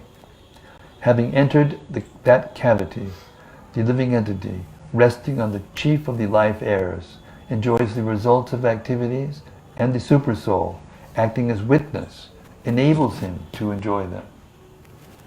Those who are well versed in knowledge of Brahman and those householders who carefully follow the Vedic regulations say so, and the sun. In the Upanishad it is said, Savishvakrit Vishwavidat Mayoni Yakalakado Guni Sarvid Yaha Pradana Chetragya Patir Gunesha Sansara Moksha Siddhibandha Hetuhu. The Supreme Lord, the creator of this cosmic manifestation, knows every nook and corner of his creation. Although he is the cause of creation, there is no cause for his appearance. He is fully aware of everything. He is the Supersoul, the master of all transcendental qualities, and he is the master of this cosmic manifestation in regard to bondage to the conditional state of material existence and liberation from that bondage.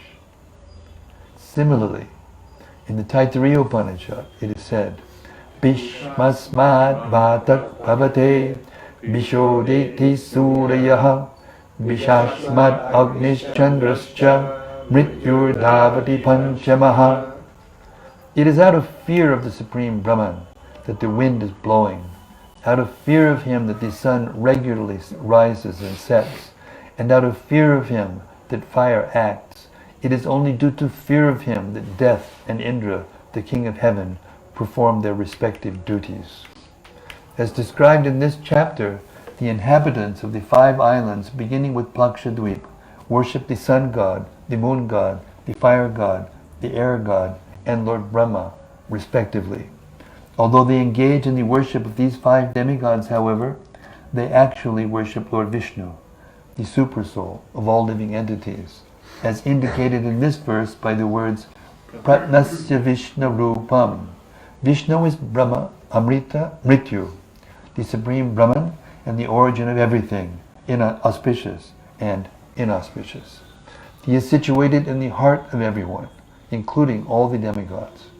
As stated in Bhagavad Gita, Kamaistasta Rityajnana Prapadyantenya Devataha.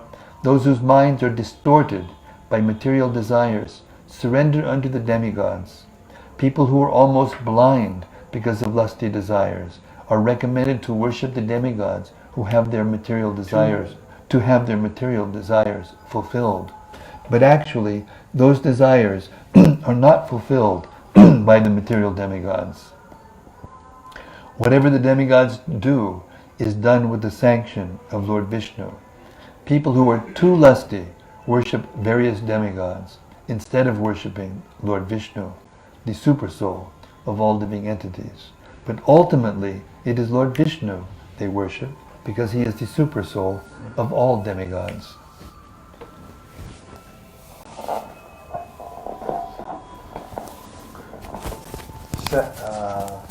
Six. O King, longevity, sensory prowess, physical and mental strength, intelligence, and bravery are naturally and equally manifested in all the inhabitants of the 5 islands headed by Plakshadweep. Lakshadweep is surrounded by an ocean of sugarcane juice, equal in breadth to the island itself. Similarly, there is another island, Salsura, the king of all birds and carrier of Lord Vishnu. In that tree, Garuda offers Lord Vishnu his Vedic prayers. 9. The son of Maharaj Priyavrata, named Jagyabahu, the master of Shalmali Dweep, divided the island into 7 tracts of land, which he gave to his 7 sons. The names of those divisions, which correspond to the names of the sons, are Surochana, Saumanyasya, Ramanaka, Devavarsha, Paribhadra, Apyayana, and Avigyata. In those tracts of land, there are 7 mountains: Swarasa, Shatashringa, Vamadev, Kunda, Mukunda, Pushpavarsha, and Sahasrashuti. That's cool, Sahasrashuti. There are also 7 rivers: Anumati, Shinivali, Saraswati, Kuhu, Rajani, Nanda, and Raka. They are still existing. Sahasrashuti. Keep going. Sure. Strictly following the cult of Varnashrama Dharma, the inhabitants of those islands, who are known as Shrutidharas, Viryadharas, Vasundharas, and Ishandharas, all worship the expansion of the Supreme Personality of Godhead named Soma, the moon god.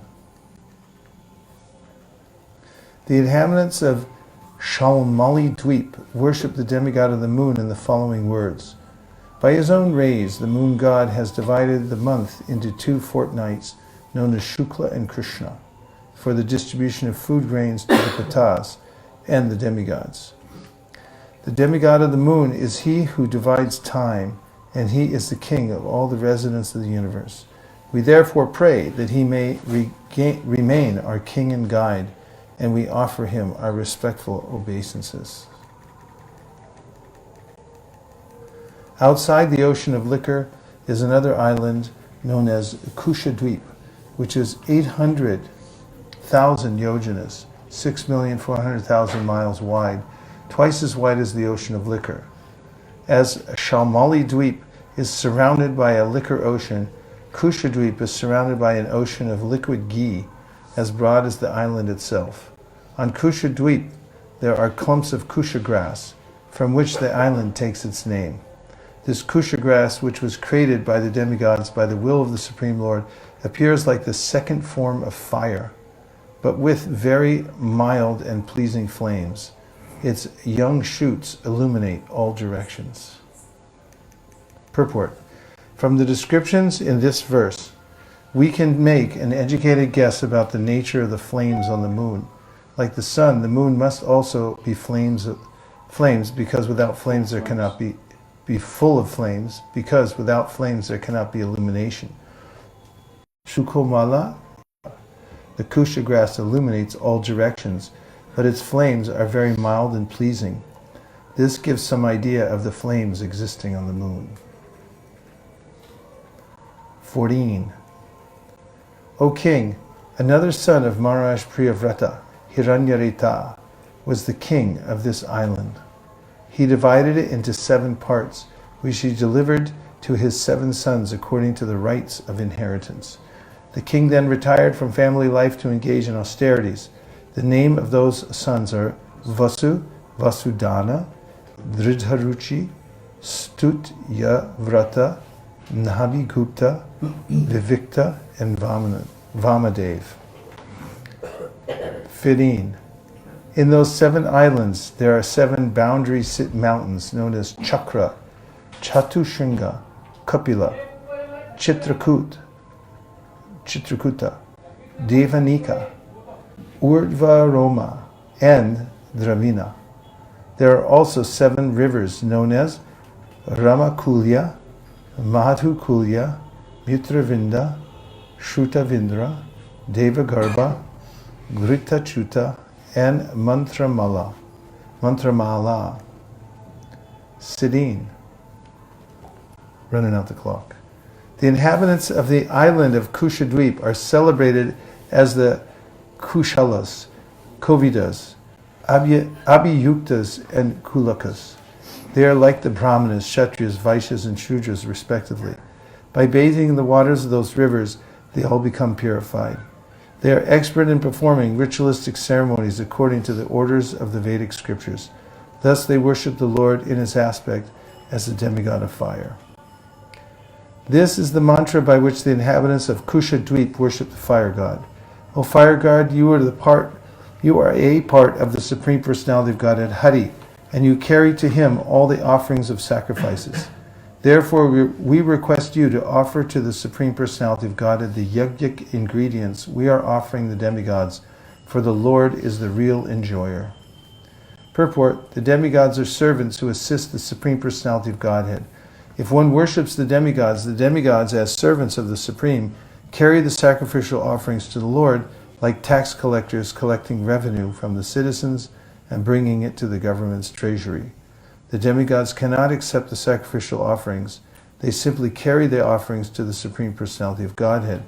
As stated by Srila Vishwanath Chakravarti Thakur, Yasya prasadad bhagava prasada. Since the Guru is a representative of the Supreme Personality of Godhead, he carries to the Lord whatever is offered to him. Similarly, all the demigods, as faithful servants of the Supreme Lord, hand over to the Supreme Lord whatever is offered to them in sacrificial performances.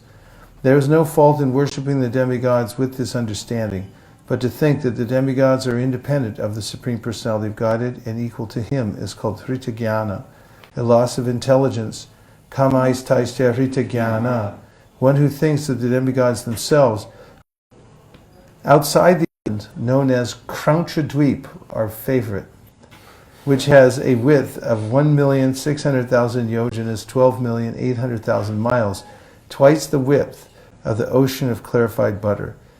As Kushadweep is surrounded by an ocean of clarified butter, Kraunchadweep is surrounded by an ocean of milk, as broad as the island itself. On Kraunchadweep, there is a great mountain known as Krauncha, from which the island takes its name. Although the vegetables living on the slopes of Mount Krauncha were attacked and devastated by the weapons of Kartikeya, the mountain has become fearless because it is always bathed on all sides by the ocean of milk and protected by Varunadev, part of the vegetable tribes.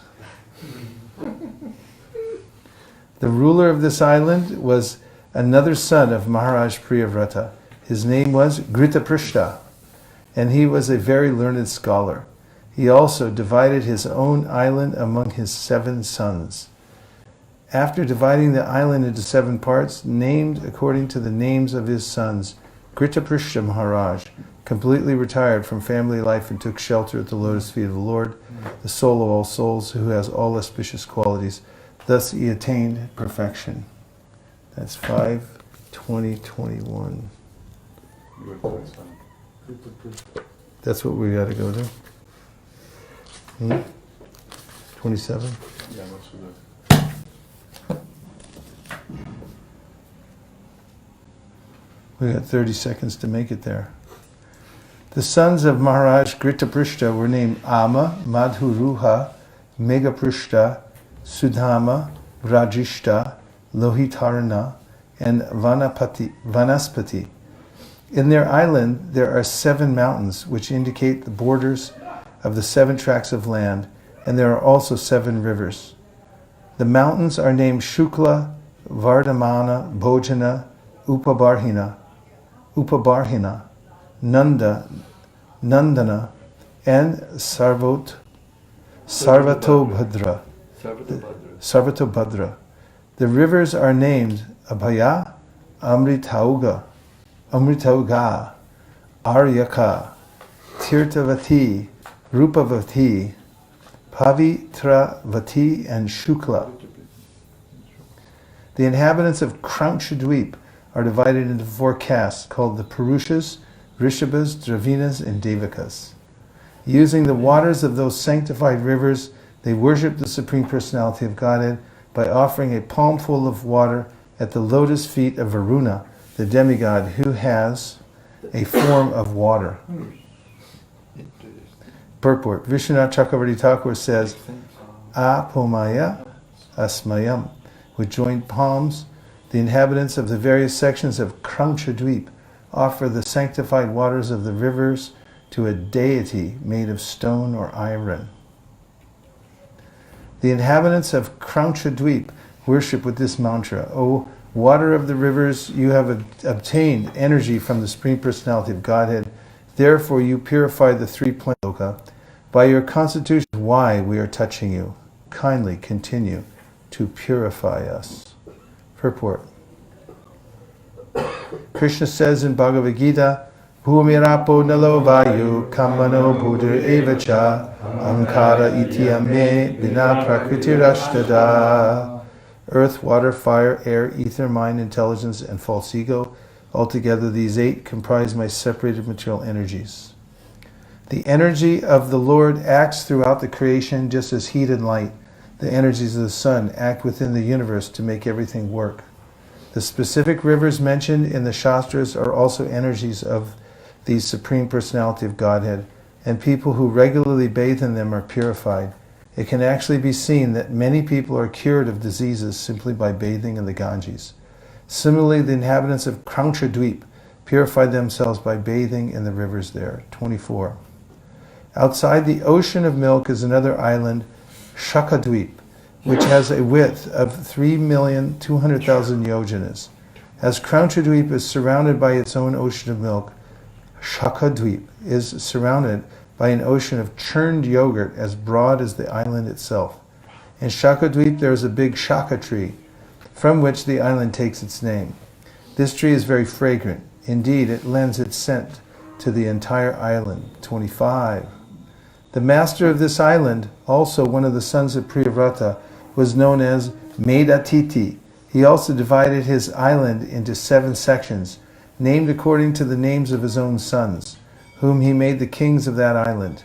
The names of those sons are Purojava, Manojava, Pavamana, Dhumranika, Chitrarepa, Bahurupa, and Vishwadhara. After dividing the island and situating his sons as its rulers, Medatiti personally retired, and to fix his mind completely on the lotus feet of the Supreme Personality of Godhead, he entered a forest suitable for meditation. 26. For these lands also, there are 7 boundary mountains and 7 rivers. The mountains are Ishana, Urushringa, Balabhadra, Shatakeshara, Sahasrarota, Srota, Devapala, and Mahanasa. The rivers are Anagha, Ayurda, Ubayasprishti, Aprajita, Panchapadi, Sahasrashruti. Hey, Sahasrashruti. Nijadriti. What? This is Sahasrashruti. Sahasrashruti, and there was a Sahasrashruti. And the last verse for the day. Well, my computer just went out. Sorry, just kidding. The inhabitants of those islands are also divided into 4 castes. Vritavrata, Satyavrata, Dhanavrata, and Anuvrata, which exactly resemble Brahmana, Kshatriya, Vaishya, and Shudra. They practice pranayama and mystic yoga, and in trance they worship the Supreme Lord in the form of Vayu. And thus ends today's here in the live. As a thank everyone who joined us online from various parts around the world. We felt your presence, and we deeply appreciate being connected with you in this auspicious activity. We will be taking this up again tomorrow morning starting at 10:45 a.m. Please feel free to join us right here in the live Govardhan studios at the foot of Govardhan Hill. Thank you very much. Gaur Premanande, Dita Gaura Haribo, Haribo, Haribo, Dita Gaura Haribo, Dita Gaura Haribo, Haribo, Haribo.